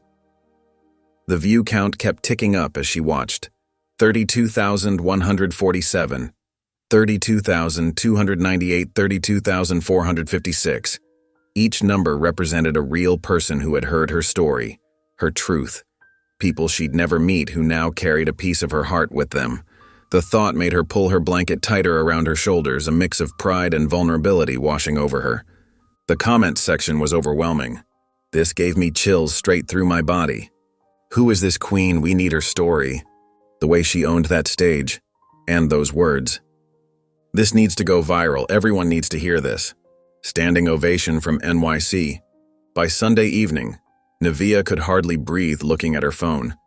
The video had exploded past 100,000 views. Her face, her voice, her story, out there for anyone to see. She paced her small bedroom, alternating between staring at the climbing numbers and hiding her phone under her pillow. At first, panic gripped her chest like a vice. What would happen at school? What would Skylar and her crew do when they saw this? Would this make everything worse? The thought made her stomach twist into knots. She paused at her window, watching the sunset paint the sky in shades of orange and pink, wondering how tomorrow would unfold. But as she kept reading through the thousands of comments, something shifted inside her. People weren't just watching, they were listening. Really listening. Women shared their own stories of discrimination. Girls talked about finding courage through her words. Teachers wrote about using her poem in their classrooms. Each message was like a tiny flame, warming something cold and afraid inside her, melting away years of silence and replacing it with a gentle, growing strength she'd never known she possessed. Monday morning arrived with a strange electricity in the air. Nevia walked through Magnolia Crest's front doors, her head high despite her racing pulse. She'd chosen her favorite yellow sweater today, a small armor of brightness against whatever might come. The usual morning chatter died down as she passed. Students looked up from their phones, recognition dawning on their faces. A few black girls from the junior class gave her subtle nods. Others whispered behind their hands, but their expressions held more awe than mockery. The hallway seemed different somehow, the same lockers and posters, but the energy had shifted in a way she couldn't quite explain. Near her locker, a freshman girl clutched her books tightly and whispered, "Your poem made me cry." Before Nevia could respond, the girl hurried away, leaving Nevia standing there, stunned by the impact of her words, a warm glow spreading through her chest that felt both foreign and familiar. At her usual spot by the window, Skylar stood with her arms crossed, watching. Her perfectly glossed lips were pressed into a thin line, her eyes narrow and calculating as she tracked Nevia's movement through the hall. The power dynamic had shifted. They both felt it. The invisible crown Skylar had worn so confidently seemed to waver slightly above her perfectly styled hair, no longer secure in its place. For the first time, uncertainty flashed across her face before she could mask it. In English class, Mr. Carmichael paused before starting roll call. His eyes met Nevia's, and he gave her a slow, deliberate nod. She returned it, neither of them needing words. In that simple exchange was recognition of something powerful that had been unleashed. Her voice, finally heard, impossible now to silence. The room felt charged with possibility, and Nevia took a deep breath, ready to face whatever came next. The fluorescent lights of Oak Hollow General Hospital buzzed overhead as Carmen Bradley sat in her supervisor's office, her navy scrubs still crisp from the start of her shift. Mrs. Henderson, the nursing director, closed the door with a soft click that seemed to echo in Carmen's chest like a warning bell. The small office suddenly felt airless, the walls closing in with each passing second. "Your daughter's video is causing attention, and not the kind we need," Mrs. Henderson said, settling into her leather chair with practiced authority. Her face was carefully neutral, but her eyes held a cold edge that made Carmen's skin prickle. She tapped her fingernails against the polished desk. a quiet, rhythmic sound that somehow felt like a countdown. Carmen's stomach dropped like a stone. "I don't understand. What video?" Her voice came out smaller than she intended, almost childlike in its uncertainty. Her hands twisted in her lap, the wedding ring she still wore despite being long divorced catching the harsh overhead light. "The poetry performance, it's gone viral, Carmen. Over 100,000 views. People are asking questions about Oak Hollow, about our school system, about our hospital." Mrs. Henderson slid a tablet across the desk with manicured fingers, showing Nevaeh on stage, her scarred scalp visible under the harsh spotlight as she spoke her truth without apology. The video played silently, but Carmen could almost hear every powerful word her daughter had delivered. Carmen's hands trembled as she watched her daughter's words fill the theater. Pride and terror warred in her chest, making it hard to breathe. She recognized the power in Nevaeh's voice, but all she could think about was the cost. The beautiful, terrible cost of standing out in a place where blending in meant survival. Later that afternoon, Carmen clutched a white envelope from HR as she unlocked their apartment door with fumbling keys. The words, "administrative leave, unpaid," blurred through her tears like ink in water. She sank onto the worn couch, the letter crumpling in her grip as the reality crashed down around her. The apartment felt suddenly foreign, as if the walls themselves were rejecting her presence. When Nevaeh came home from school, she found her mother still there. Mascara tracked down her cheeks in dark rivulets. "Mom? What's wrong?" Her backpack slid from her shoulder, landing with a soft thud on the carpet that had been vacuumed just that morning, in another lifetime. "They suspended me," Carmen choked out, holding up the wrinkled paper like evidence of a crime. "I can't believe this. Nevaeh, we're being evicted. We have 30 days. Her voice cracked down the middle. "No pay means no rent." The words hung in the air between them, heavy as stones. "That's not fair. They can't do that." Nevaeh dropped her backpack with a thud, anger flooding her face and flushing her cheeks. Her hands balled into fists at her sides, trembling with rage and helplessness. "This is what happens when you draw fire," Carmen said, her words sharp with fear and exhaustion. "We came here to stay safe, to stay quiet, to build something stable." She gestured around their modest apartment, at the secondhand furniture they'd carefully chosen together, at the photos on the wall marking their fresh start. "No." Nevaeh stood straighter, her shoulders squaring as her voice grew steady. "This is what happens when we stop hiding, when we finally tell the truth." Her eyes blazed with a conviction that reminded Carmen painfully of her own younger self, before life had taught her to duck and cover. "The truth?" Carmen laughed bitterly, the sound hollow in their small living room. "The truth is, we'll be homeless in a month. The truth is, I can't protect you anymore." She crumpled the letter further, as if she could somehow squeeze the reality from it. "Maybe I don't need protection," Nevaeh said softly, her eyes shining with tears she refused to shed. "Maybe I need you to stand with me instead." The words hung between them, a challenge and a plea wrapped into one. The silence between them stretched tight as a wire about to snap. Finally, Nevaeh turned and walked out, leaving Carmen alone with her tears and the eviction notice that would change everything they had worked for. The closing door sounded final, like the period at the end of a sentence Carmen wasn't ready to finish. Outside, Nevaeh stood in the growing darkness, watching dusk settle over Oak Hollow like a heavy blanket. "I won't go quiet," she whispered to the deepening shadows, her breath forming small clouds in the cooling air. Stars began to appear overhead, distant and cold, yet somehow offering silent witness to her promise. The morning sun filtered through the kitchen window as Carmen Bradley collected the mail, her hands trembling slightly as she noticed the certified letter. Something about the official stamp made her stomach clench with dread.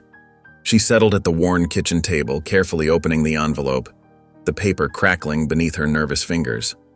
As her eyes scanned the legal letterhead, her face drained of color. The document was clear. Lawrence Avery, father of Skylar Avery, and prominent member of the Oak Hollow School Board, was suing them for character defamation. The poem, now viral with hundreds of thousands of views, was cited as causing irreparable damage to the Avery family's standing and reputation in the community. Carmen's breath caught in her throat as she saw the dollar amount at the bottom of the page. Carmen's coffee grew cold as she read and reread the notice, her hands shaking harder with each pass. The damages they were seeking would bankrupt them 10 times over. With trembling fingers, she dialed the number listed at the bottom of the letter, her heart pounding against her ribs. "Caldwell and Associates, how may I direct your call?" A crisp voice answered, each word sharp and unwelcoming.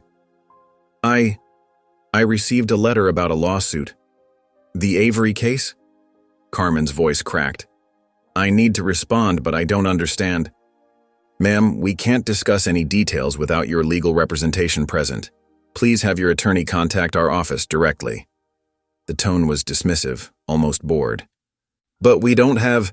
I can't afford..." Carmen's words dissolved into quiet sobs after the line went dead. She stared at the silent phone in her hand, feeling smaller than she had in years.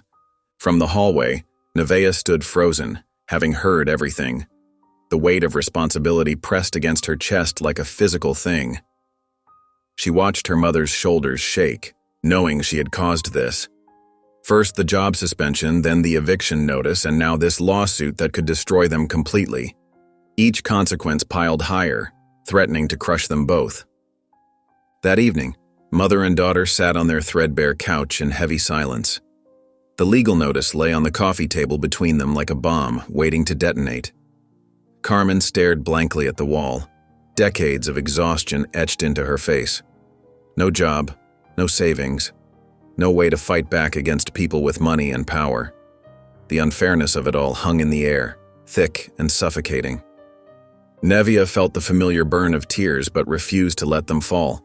Instead, she reached for her notebook, its pages worn smooth from constant use. The scratch of her pen against paper was the only sound in the apartment as she began to write, her words flowing like water, or perhaps like fire.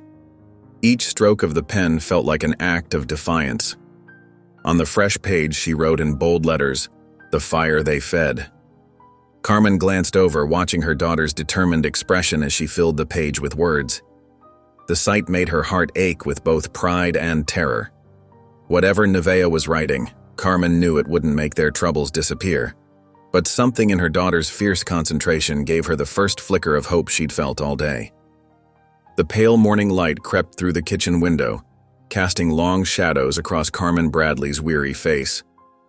She sat at the scratched kitchen table, hands wrapped around a cooling cup of coffee, looking like she hadn't slept in days. The dark circles under her eyes told a story of restless nights and worry-filled hours. When Nevaeh emerged from her room, Carmen's eyes lifted, heavy with regret and something deeper, fear mixed with understanding. "Baby," Carmen started, her voice rough with emotion. "I didn't know it would get this far. I just wanted you safe."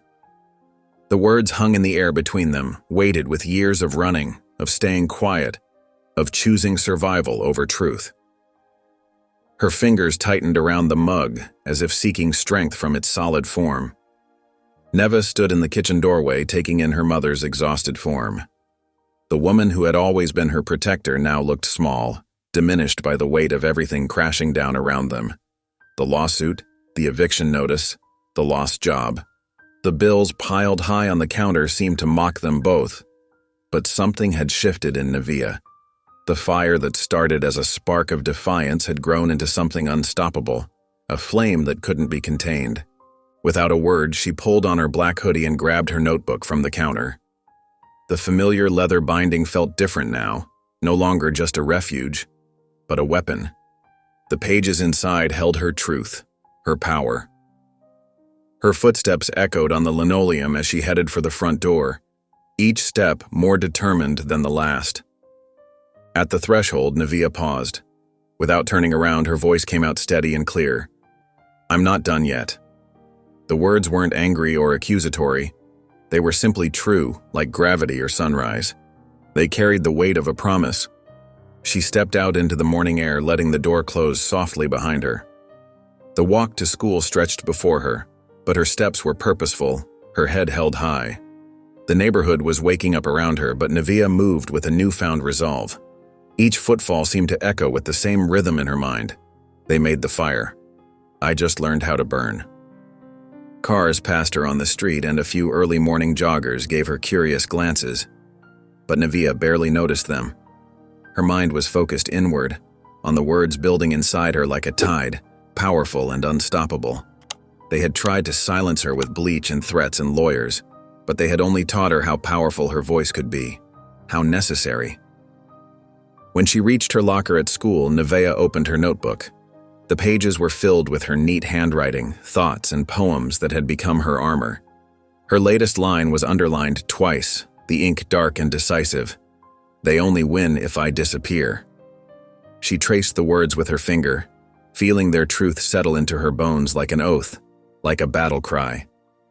The morning sun filtered through the windows of Magnolia Crest High School, casting long rectangles of light across the polished floors. Nevaeh Bradley stood at the entrance, her hand resting on the heavy door handle.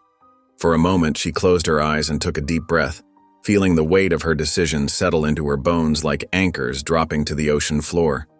When she pushed through those doors, she walked differently than before. No hoodie pulled low over her face, no cap hiding her truth. Her scarred scalp was fully visible, telling its own story of violence and survival. The patches where the bleach had burned deepest were still raw and uneven, angry red against her dark skin, but Nevaeh carried them like battle medals pinned to her chest. The usual morning chatter in the hallway dimmed as she passed, like someone had turned down the volume on a radio. A freshman girl stopped mid-sentence, her phone forgotten in her hand, mouth hanging slightly open. Two seniors exchanging notes by their lockers fell silent, their eyes following Nevaeh's steady stride. The whispers started like a wave breaking against the shore. "Is that really her? The girl from the video? Look at what they did!" But something had shifted in the air, a change as tangible as the weather before a storm. Between the shocked stares and uncomfortable glances, other reactions emerged. A quiet black girl from her math class gave her a subtle nod, eyes shining with something like pride. The shy Asian boy who sat behind her in history straightened his shoulders and met her gaze directly, offering a small smile of recognition. A basketball player leaned against his locker, watching with newfound respect in his eyes. Near the water fountain, a group of cheerleaders huddled together, their usual morning gossip session interrupted by Nevaeh's approach. They parted unconsciously, creating a path like the Red Sea before Moses. And there, at the center of their circle, stood Skylar Avery, her blonde hair gleaming under the fluorescent lights. For weeks, Skylar had wielded her gaze like a weapon, cutting down anyone who dared challenge her reign. But today, when Nevaeh's eyes met hers, something cracked in that perfect facade. Skylar's shoulders tensed, her perfectly glossed lips parted slightly as if to speak, but no words came. Her confidence seemed to waver, like a flame in the wind. For the first time, it was Skylar who looked away first, her manicured fingers clutching her textbook a little too tightly, knuckles turning white. Nevaeh didn't slow her pace, she didn't flinch or hurry past. Each step echoed with purpose, her spine straight, her chin lifted. The scars on her scalp caught the fluorescent lights, but they no longer marked her as a victim. They were proof of her resilience, her refusal to be erased from existence. Students continued to stare as she made her way down the main hallway, but their whispers held a different tone now.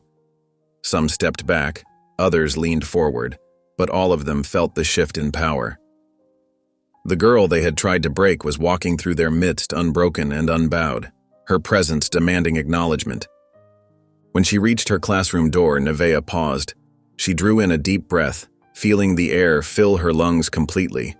Her heart pounded, but her hands were steady. Then she stepped inside, carrying her truth with her like a torch in the darkness. The fluorescent lights hummed overhead in Principal Halford's office as Nevaeh sat in the hard plastic chair, her hands folded calmly in her lap. Behind his imposing desk, Mr. Halford's face had turned an uncomfortable shade of red, beads of sweat forming along his hairline as he cleared his throat repeatedly. "Miss Bradley, your recent behavior is causing significant disruption to our learning environment," he said, shuffling papers on his desk without meeting her eyes. "The social media attention, the inflammatory statements, the deliberate provocations. These actions undermine the stability we work so hard to maintain at this school. Nevaeh didn't respond immediately. Instead, she took a deep breath, feeling her heart pounding against her ribs. She reached into her pocket and pulled out her phone with surprising steadiness. With deliberate fingers, she opened her social media app and pressed the Go Live button. Mr. Halford's eyes widened as he realized what she was doing, his mouth falling open in disbelief. "What do you think you're— Stop that right now. My name is Nevaeh Bradley." She spoke clearly into the camera, her voice carrying a strength that filled the small office. The words flowed from somewhere deep inside her, a place even she hadn't known existed until now. "I'm a student at Magnolia Crest High School, and this is what happened to me." "Miss Bradley, I insist you stop recording immediately." Mr. Halford stood up, his chair scraping against the floor with an ugly screech. His tie swung wildly as he leaned forward, but Nevaeh continued, her voice unwavering. "They cornered me in the locker room. 3 girls. They held me down and poured bleach on my head. When I fought back, they suspended me. When I reported death threats, they ignored me. When I spoke up through poetry, they tried to silence me. Every step of the way, this school has protected the wrong people." Mr. Halford circled around his desk, reaching for her phone. "This is grounds for immediate expulsion. Give me that device." "Look at my scalp." Nevaeh turned slightly, showing the camera the chemical burns that still stung when she washed her hair. "This is what they did, but they didn't just try to burn my hair, they tried to burn my spirit. They tried to teach me that my voice doesn't matter, that I should stay quiet and accept being hurt." The secretary appeared in the doorway, alarmed by the commotion, her eyes darting between Nevaeh and the principal. Mr. Halford gestured frantically for help, but Nevaeh kept speaking, her words clear and measured despite her racing pulse. "I'm not here for revenge. I'm here because silence protects the wrong people, because every student deserves to feel safe, because what happened to me shouldn't happen to anyone else. Not today, not tomorrow, not ever again." Live comments began flooding the screen. Hearts and support messages popped up rapidly, blurring together in a stream of solidarity. The viewer count climbed higher with each passing second. Mr. Halford sputtered, his face now almost purple. "Security will be here any moment. You'll regret this, Miss Bradley." "Go ahead," Nevaeh said calmly, still recording. "Show everyone exactly how this school handles the truth. Let them see what happens when someone speaks up." She stood up slowly, phone still broadcasting. The viewer count had passed 1,000. Shares were multiplying. Her story was spreading in real time, impossible to contain, like water breaking through a dam. Something had shifted inside her, fear giving way to a quiet, unshakable certainty. Walking toward the door, Nevaeh felt her phone vibrating continuously with notifications. The truth was out now, traveling faster than any attempt to stop it, and for the first time in weeks, she felt the weight on her shoulders begin to lift. Nevaeh's phone buzzed so intensely it nearly vibrated off her nightstand. Squinting at the screen through sleepy eyes, she gasped. Overnight, her live stream had exploded across social media platforms. The view counter ticked past 300,000 and showed no signs of slowing down. Her heart skipped several beats as the reality sank in. People were listening. Really listening. A Justice for Nevaeh was trending. Thousands of comments poured in from across the country. Students shared similar stories of discrimination and silence. Alumni of Magnolia Crest posted long threads about their own experiences, some dating back decades. Local news stations had picked up the story, and their vans now circled the school like vultures, cameras ready, microphones poised to capture any fragment of truth that might emerge from behind those brick walls. Her hands trembled as she scrolled through the responses. Some people had created artistic duets, turning her words into songs or visual art. Others had spliced in their own stories of survival. The hashtag had become a movement overnight. What had started as her desperate cry in a school office had transformed into a chorus of voices that could no longer be ignored or silenced. By mid-morning, her phone rang with an unfamiliar number. It was a reporter from the local newspaper, asking for comment. Before she could respond, another call beeped through. The district superintendent's office. Nevaeh stared at the screen, her thumb hovering over the answer button. a mixture of fear and determination washing over her. At exactly noon, the superintendent released an official statement. In light of recent allegations, we are launching a formal investigation into the administrative practices at Magnolia Crest High School. We take these matters extremely seriously. The carefully worded statement continued, filled with promises and reassurances that seemed impossible just 24 hours earlier. Nevaeh watched the announcement livestream on her laptop, her heart pounding against her ribs like a drum. The superintendent looked uncomfortable as she detailed the immediate actions being taken. Skylar, Brinley, and Tess were suspended for 30 days pending further investigation. The Bleach incident would be reopened and reviewed by an independent committee. Mr. Halford was placed on administrative leave. Each announcement felt like vindication, like someone had finally turned on the lights in a room that had been deliberately kept dark. Her social media notifications continued flooding in. Former students shared yearbook photos, documenting years of similar incidents swept under the rug. Local civil rights organizations offered support. Parents demanded accountability. The dam of silence had broken and years of suppressed truths came rushing through the breach. One message caught her eye, from a girl at another high school across town. "You gave me courage to speak up too." Those simple words hit Nevaeh harder than all the viral metrics combined. Someone else would speak their truth because she had spoken hers. The weight of it all felt enormous. Her small act of defiance had sparked something much bigger than herself. The truth she'd spoken in that office had echoed far beyond Magnolia Crest's walls, reverberating through communities she'd never even visited. She sat at the dining table, watching the chaos unfold on her phone screen. The clinking of ceramic made her look up as Carmen set down a steaming cup of chamomile tea. Their eyes met, both exhausted from the whirlwind, but there was something else there too. Pride, understanding, a shared recognition of the power in finally breaking silence. The steam from the tea curled upward between them, a fragile but undeniable connection. No words were needed between them. They had found their strength together, mother and daughter, in the aftermath of a storm they had weathered by standing firm instead of bending. The morning sun filtered through the blinds as Nevaeh stared at the official letterhead before her. The school board's seal gleamed at the top of the page, its formal language masking what was clearly a way to make their problem disappear. The offer was generous on paper: full tuition at Oak Valley Prep, the prestigious private school across town, plus transportation costs, and even a small stipend for uniforms and supplies. "Given your unique circumstances," the letter read, "we believe this arrangement would better serve your educational needs while providing a fresh start in a more diverse environment."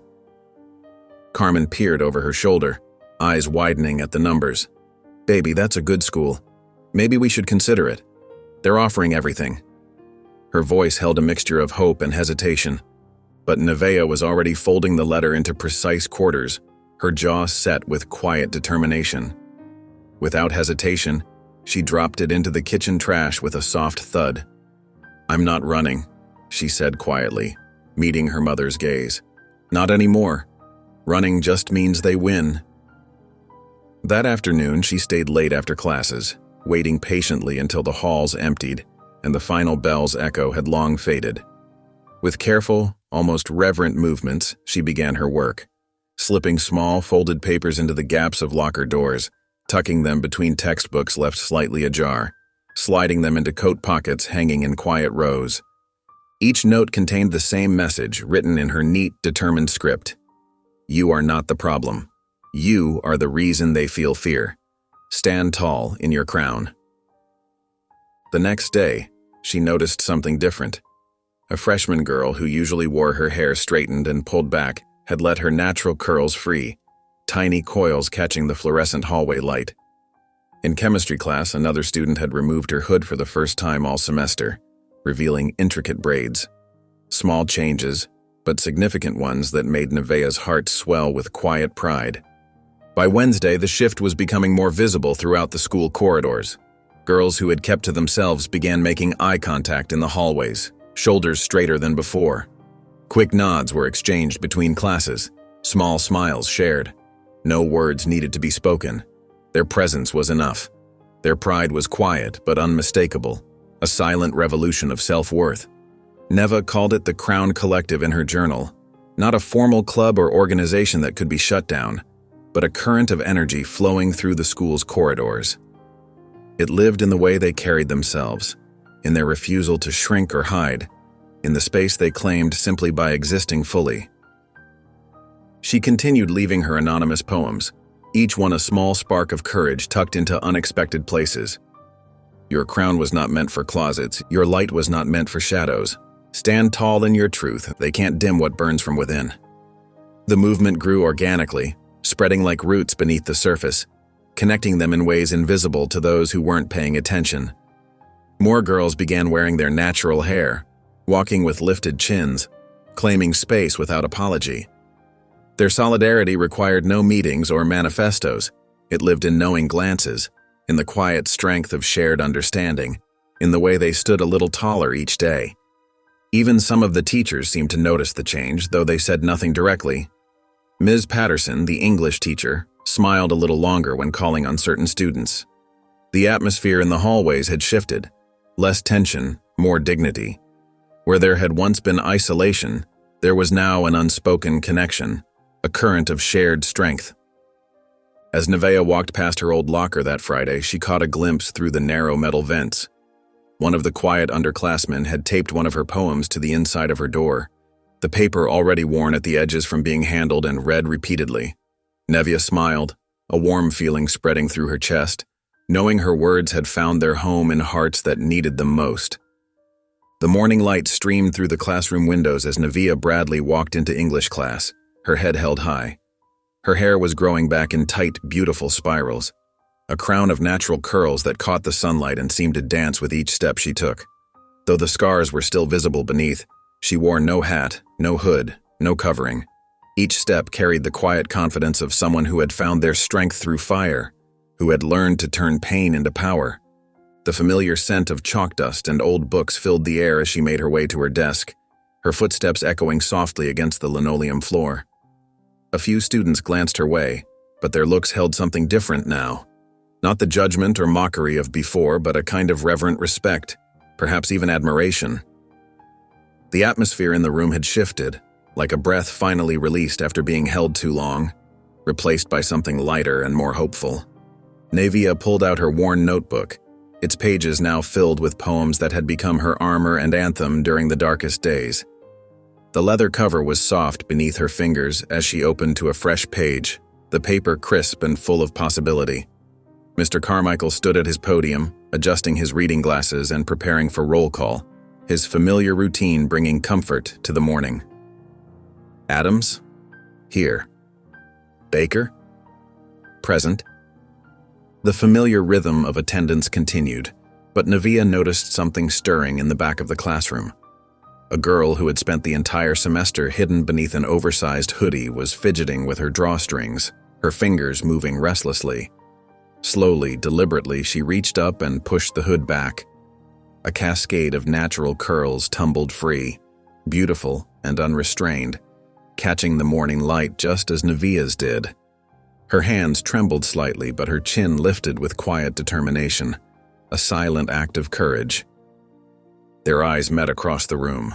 The girl's smile was small but radiant, a mirror of Nevaeh's own journey from hiding to healing, from shame to pride. It was more than just hair. It was a declaration of self-worth, of refusing to be diminished by anyone's expectations or judgments. Nevaeh smiled back, her heart swelling with unexpected emotion, a mix of pride and hope and something deeper, the recognition of another soul finding its way to freedom. She turned to her notebook and began writing, her pen flowing across the paper with purpose, each word carrying the weight of truth. Around her, the classroom felt different, not just quiet, but peaceful. The tension that had haunted these walls for so long had dissolved into something gentler, more accepting, like morning fog giving way to sunshine. They tried to take her crown, she wrote, the words coming easily now, flowing from a place of hard-won wisdom, but they only made it shine brighter. She dotted the final period just as the bell rang, signaling the start of a new day. The sound echoed through the room, clear and promising. like a call to awakening. If you